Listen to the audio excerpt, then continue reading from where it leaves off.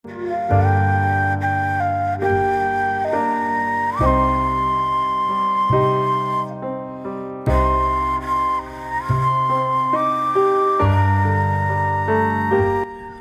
សគ្រប់រូបនៅក្នុងសង្គមជាតិនីមួយៗ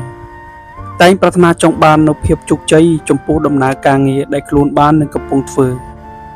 ទោះបីជាការងារទាំងអស់នោះតូចក្តីធំក្តីគឺពួកគេចង់ឲ្យការងារទាំងអស់នោះទទួលបាននូវលទ្ធផលជោគជ័យចេញជាផលផ្លែផ្កាទៅតាមគោលដៅដែលពួកគេបានគ្រោងទុក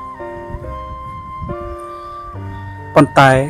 រាល់លទ្ធផលជោគជ័យទាំងឡាយរមែងតែងតែកើតមានឡើងចំពោះបុគ្គលដែលខិតខំតស៊ូព្យាយាមសិក្សារៀនសូត្រតែប៉ុណ្ណោះនិងស្វែងយល់អំពីចំណេះដឹងថ្មីដើរឲ្យទាន់សម័យកាលសង្គមជឿនលឿនរបស់ពិភពលោកទើបយើងអាចមានសមត្ថភាពគ្រប់គ្រាន់ក្នុងការប្រកួតប្រជែងនិងទំនាក់ទំនងការងារនៅក្នុងសង្គមតួយ៉ាងដូចជាបងប្អូនសិស្សានុសិស្សចូលបងប្អូនត្រូវខិតខំតស៊ូព្យាយាមចំពោះការសិក្សារៀនសូត្រឲ្យបានខ្ជាប់ខ្ជួនត្រូវព្យាយាមទន្ទិញមេរៀនធ្វើលំហាត់ដែលគ្រូដាក់ឲ្យធ្វើជាពិសេសនៅពេលលោកគ្រូអ្នកគ្រូកំពុងតែបញ្យល់មេរៀនបងប្អូនត្រូវតែព្យាយាមស្ដាប់និងកត់ត្រានៅចំណុចសំខាន់ៗដែលគ្រូ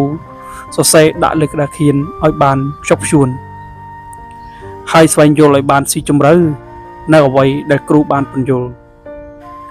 មិនត្រឹមតែប៉ុណ្ណឹងទេពេលនៅផ្ទះពេលទំនេរបងប្អូនត្រូវឆ្លៀតយកពេលទំនេររបស់ខ្លួនមកសិក្សាស្រាវជ្រាវបន្ថែមអានសៀវភៅនានាឲ្យបានច្រើនដូចជាសៀវភៅរឿងព្រេង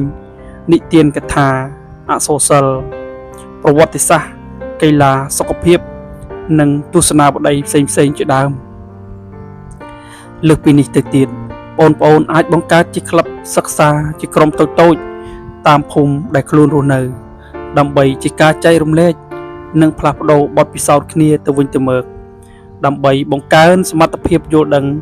របស់យើងឲ្យកាន់តែល្អប្រសើរការព្យាយាមការសិក្សារៀនសូត្រទាំងនៅសាលារៀន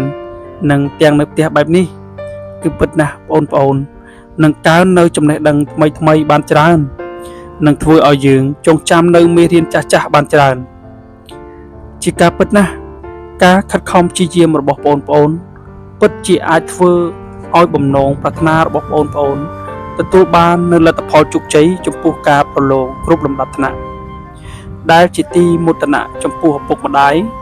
ដែលពួកគាត់បាននឹងកំពុងតែខិតខំធ្វើការងារខិតខំ